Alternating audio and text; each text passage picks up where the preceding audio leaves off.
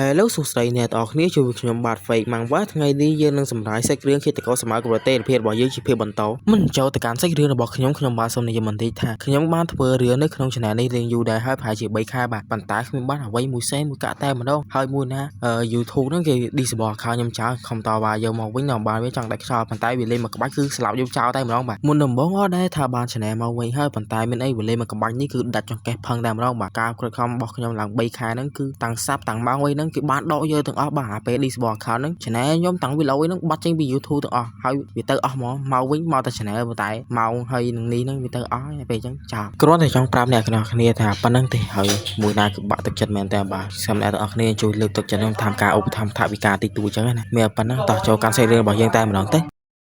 បន្ទាប់ពីសាដូបានធ្វើដំណើរមកដល់គោលដៅគាត់ក៏បានដើរចុះក្រោមរួមនឹងគាត់បានកើតក្នុងចិត្តថាភាគច្រើននៃប្រាសាទដែលបានលេចឡើងដំបូងវាមាន3ប្រភេទទី1គឺប្រាសាទដែលមានភ្នៅទី2ប្រាសាទដែលមានរូបចម្លាក់ទី3គឺប្រាសាទដែលទាក់ទងជាមួយនឹងជំនឿគ្មានអ្វីដែលត្រូវនិយាយច្រើនពីប្រាសាទដែលមានភ្នៅនោះទេគឺពួកគេបានរស់ឡើងវិញហើយពួកគេពិបាកក្នុងការសម្លាប់ជាងបិសាចទៅទៀតនៅចុងបញ្ចប់តែងតែមានបោកកម្រិតគោលជានិច្ចបិសាចដែលនៅក្នុងប្រាសាទមានរូបចម្លាក់ភាគច្រើនគឺជាបិសាចដែលត្រូវបានដាក់បណ្ដាសាដោយកោនឹងអេវាពួកគេប្រហែលជាមនុស្សពីមុនផងដែរប៉ុន្តែអ្នកខ្លះបានឈួតនិងអ្នកខ្លះទៀតបានស្លាប់ហើយប្រែក្លាយជាខ្មោចចំពោះបិសាចដែលនៅក្នុងប្រាសាទដែលមានជំនឿសាសនាវិញបិសាចទាំងអស់នោះវាបានជឿលើព្រះរួមទាំងអេវាក៏ផងដែរជាពិសេសប្លង់នៅក្នុងប្រាសាទនោះគឺស្មុគស្មាញខ្លាំងធ្វើដំណើរមកដល់ក្រោមសាដោបានឃើញផ្ទាំងគំនូរហើយក៏បាននិយាយថាផ្ទាំងគំនូរនេះគឺជាប្រាសាទនៃជំនឿសាសនាផ្ទាំងគំនូរមួយនេះគឺច្បាស់ខ្លាំងណាស់តាក់ទងជាមួយនឹងព្រះនៃការជំរុំជម្រះដែលវាក៏មានប្រភពដើមដូចគ្នានឹងផ្នែកវិនិច្ឆ័យរបស់ខ្ញុំផងដែរនៅក្នុងព្រៃយើងបានឃើញបងមេកំពុងតែប្រើសៀរបស់គាត់ទប់ទល់ជាមួយនឹងការវាយប្រហាររបស់បិសាចទោះបីជាគាត់ប្រើសៀរបស់គាត់ទប់រងនឹងការវាយប្រហារមួយនោះក៏ដោយបិសាចនឹងនៅតែវាយគាត់ឲ្យគ្នាដោដែរដែលបងមេបានត្រូវរបួសជាខ្លាំងកងក្រុមរបស់បងមេបាននិយាយថាតើអ្នកនៅឈរថ្មឹងដោណាទៀតហើយមិនប្រញាប់ហៀលីងសៀវយូបានសួរថាតើខ្ញុំត្រូវធ្វើវាដោយរបៀបណាបិសាចនោះបានស្ទុះមកហើយកងក្រុមរបស់បងមេបាននិយាយថាវាមកម្ដងទៀតហើយគាត់បាននិយាយទៅកាន់សៀវយូថាសូមប្រើស្គីរបស់អ្នកដែលមានទៅប៉ុន្តែនាងបានទម្លាក់ដបងវេទមន្តរបស់នាងចោលហើយនាងបាននិយាយថាខ្ញុំពិតជាភ័យខ្លាចខ្លាំងណាស់ធ្វើជារឹកក្មេងតូចអីណាបើនៅគេខ្ញុំឲ្យមកដៃបាក់កតែម្ដងក្រុមរបស់បងមេបានធ្វើការស្ពាន់មកដល់កន្លែងកើតវិញដែលធ្វើឲ្យអ្នកទាំងអស់មានការគាំងជាខ្លាំងមិនដឹងថាត្រូវនិយាយអ្វីនោះទេយើងក៏បានឃើញអ៊ំធ្មុតទូចរបស់យើងផងដែរនាងបានធ្វើដៃ Hello ទៅកាន់កាយពីតែរបស់នាងហើយនាងបាននិយាយថាហេតុអ្វីបានជាអ្នកត្រឡប់មកវិញលឿនបែបនេះអ្នកជំនាញសាដូមិនទាន់ត្រឡប់មកវិញនោះទេហើយលើនេះអ្នកមិនអាចទិញឧបករណ៍ពីសាដូបាននោះទេកងក្រុមរបស់បងមេបានធ្វើការស្ដីបន្ទោសជាច្រើនទៅកាន់សៀយូដែលនាងសំទទួលពាក្យទាំងអស់នឹងមែនតែនឃើញបែបហ្នឹង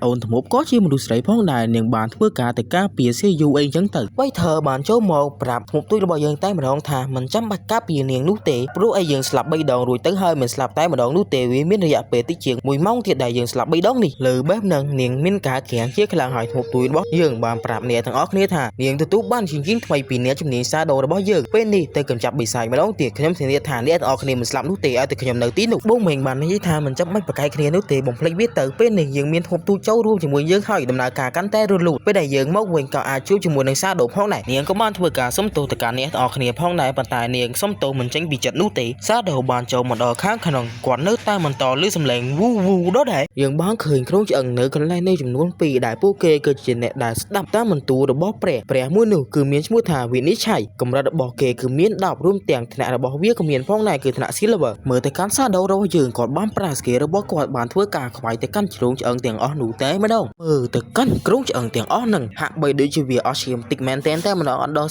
30% ផងដែរសាដូបានព្យាព្រោះអីក៏បានឃើញក្រុងឆ្អឹងទាំងពីរនឹងបានធ្វើការអោនគ្រប់គាត់ម្ដងទៀតហើយគាត់បានកើតក្នុងចិត្តថាប្រហែលជាពួកគេដឹងថាខ្ញុំមានផ្នែកនៃការវិនិច្ឆ័យហេតុនេះហើយពួកគេមិនវាប្រហារខ្ញុំសាដូបានសួរក្រុងឆ្អឹងទាំងអស់នឹងថាតើស្គាល់ផ្លូវដែរឬទេសូមណែនាំខ្ញុំប៉ុន្តែពួកវាមិនបានតបនោះទេពួកវាបាននិយាយវូវូតែម្ដងសាដូកំពុងតែគិតថាហេតុអ្វីបានជាពួកវានិយាយវូបែបនេះក្រុងឆ្អឹងបានងើបមកហើយវាបានស្ទុះទៅវាប្រហារមនុស្សដែលទើបតែមកក្នុងក្នុងព្រំមួយនេះអាយ៉ាច្រឡំមិនមែនរងព្រំនោះទេគឺជាប្រាសាទឃើញបែបហ្នឹងសាដូបានកើតក្នុងចិត្តថាទោះបីពួកវាជាបោសថ្នាក់ Silver មែនប៉ុន្តែវាមានកម្រិតខ្លាំងជាងបោស Silver 10ដងរួមទាំងឈាមនិងការវាប្រហាររបស់វាផងដែរមនុស្សមួយក្រុមដែលបានមកក្នុងប្រាសាទមួយនេះគ្មានជីវិតនោះទេត្រូវបានកូនឆ្អឹងនោះសម្លាប់ទាំងអស់តែម្ដងទោះបីជាពួកគេចង់រត់ក៏ដោយឃើញបែបហ្នឹងសាដូបានកើតក្នុងចិត្តថានេះគឺជាក្រុមមនុស្សស្រីដែលបានទិញស្គីបុកអាយពីខ្ញុំទេតើខ្ញុំមិននឹកស្មានសោះ ថាពួកគេអាចរកប្រាសាទមួយនេះឃើញប៉ុន្តែឥឡូវមិនសំខាន់នោះទេខ្ញុំត្រូវការអាយុកាលរបស់ពួកគេសាដូបានកលែកមើលជុំវិញខ្លួនហើយក៏បាននិយាយថានៅទីនេះគ្មានអ្វីទាំងអស់មានតែក្រុងឆ្អឹងពីរក្បាលនេះដែលមិនមានអ្វីនៅទីនោះទាំងអស់សាដូបានប្រើស្គីវេនដឹមដីរបស់គាត់ធ្វើការសម្លាប់ក្រុងឆ្អឹងពីរក្បាលនោះតែម្ដងដែលគាត់ទទួលបានពងបត់ពិសោធន៍ចំនួន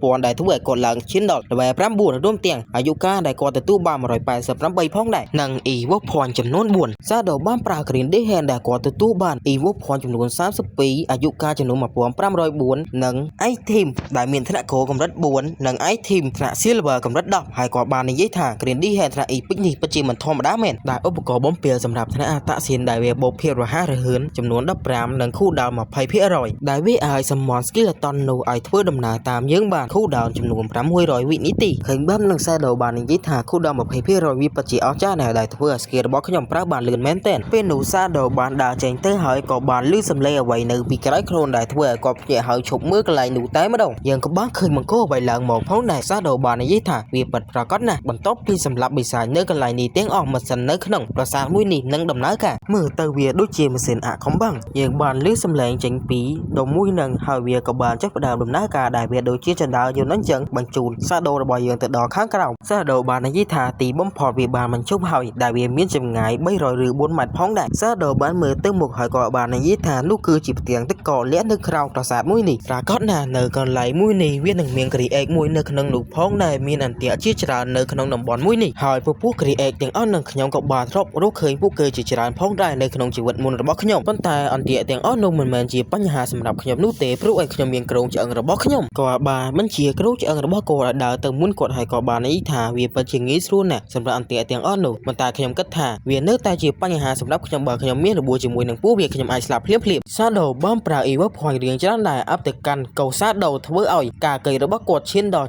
75% ហើយក៏បាននិយាយថាគ្រាន់តែថា Epic វាមានកម្រិតប៉ុណ្នេះហើយចុះនាំកម្រិត Legend ទៀតវាមានប៉ុណ្ណាទៅគាត់ក៏បានចំណាយ13បន្ទូអាប់ទៅកាន់ skill របស់គាត់ចំនួន2ផ្សេងទៀតផងដែរ Shadow បាននិយាយថាដើម្បីអាប់វាពី Epic ទៅ Legend វាចំណាយ10ដងនៃបន្ទុក Evo Point ធ្វើការអាប់វាលើកទី1ទាមទារ1បន្ទុកតម្រូវការជាក់ស្ដែងគឺ10បន្ទុកនៅពេលវាឈានដល់កម្រិតថ្នាក់ Legend វានឹងត្រូវការស្នើសុំ10បន្ទុកគឺ1គុណ10ស្មើនឹង10មានន័យថា10គុណ10វាស្មើនឹង100នេះមានន័យថាប្រសិនបើខ្ញុំទទួលបានជំនាញ Epic ខ្ញុំអាចធ្វើការ Evo វាទៅកាន់ថ្នាក់ Legend បានមិនតែប៉ុណ្ណោះវាឡើងទៅដល់ថ្នាក់ទេវកថានិងថ្នាក់ចុងក្រោយគេបង្អស់គឺថ្នាក់អមតៈប៉ុន្តែប្រសិនបើវាជាជំនាញធម្មតាខ្ញុំត្រូវការអាប់វាទៅកាន់ថ្នាក់ Epic រួមទាំងអាប់វាចំនួន7ដងថែមទៀតពេលដែលវាទៅដល់ថ្នាក់ទី10វានឹងត្រូវការយ៉ាងហោចណាស់រាប់រយបន្ទុកប៉ុន្តែរឿងល្អៗនឹងចាប់ផ្ដើមមានន័យថាខ្ញុំអាចចំណាយបន្ទុក Evo Point របស់ខ្ញុំតិចតួចដើម្បីអាប់វាទៅកាន់ថ្នាក់ Epic បាននិយាយម្យ៉ាងទៀតទៅចាប់ពីពេលនេះតទៅខ្ញុំនឹងអាប់ជំនាញរបស់ខ្ញុំទាំងអស់យ៉ាងហោចណាស់ឲ្យវាមានថ្នាក់ Epic ពេលនេះ Evo Point របស់ខ្ញុំនៅសល់11បន្ទុកទៀតក៏បានធ្វើការអាប់ទៅកាន់ skill Shadow Snake របស់គាត់តែម្ដងដែលពេលនេះវាឡើងទៅដល់ថ្នាក់ Platinum បាត់ទៅហើយទោះបីខ្ញុំមាន